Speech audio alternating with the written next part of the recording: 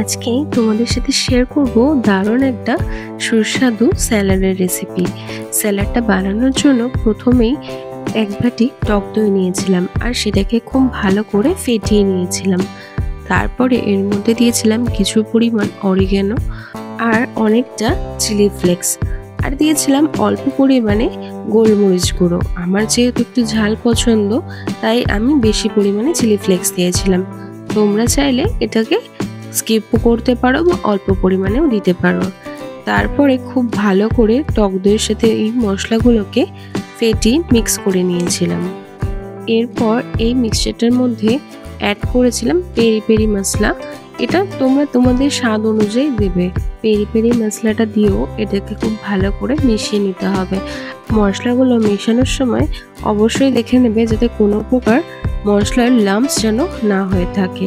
আর আমি এখানে peri peri মশলা ব্যবহার করেছি, তোমরা চাইলে এখানে পিরি পিরি মশলাও ইউজ করতে পারো, দুটোই খেতে খুবই সুন্দর লাগে।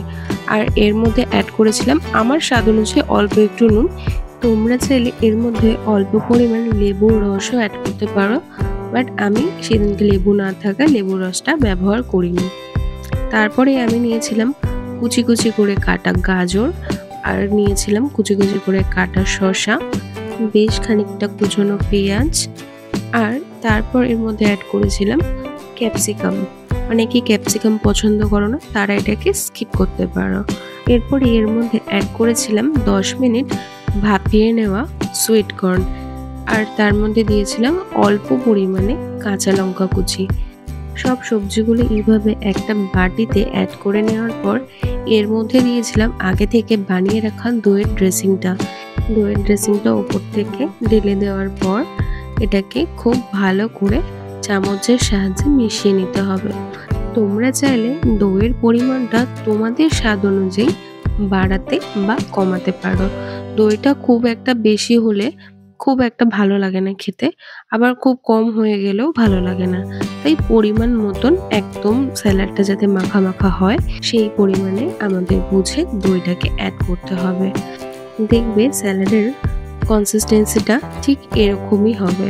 ব্যাস, তাহলেই খুব সহজেই রেডি হয়ে যাবে আমাদের দুর্দান্ত স্বাদের একটা স্যালাডের রেসিপি, যেটা হেলদি তো অবশ্যই, তার সাথে সাথে খুবই টেস্টি। তোমরা এভাবে স্যালাডের রেসিপিটা একবার ট্রাই করে দেখো, তোমাদের আশা করি ভীষণ ভালো লাগবে। আর আমি এখানে ওপর থেকে সিদ্ধ ডিম কেটে নিয়েছিলাম। তোমরা চাইলে সিদ্ধ ডিমটা কেটে তোমরা এর মধ্যে অ্যাড করে দিতে পারো, তাহলে টেস্টটা আরও বেশি বেড়ে যাবে।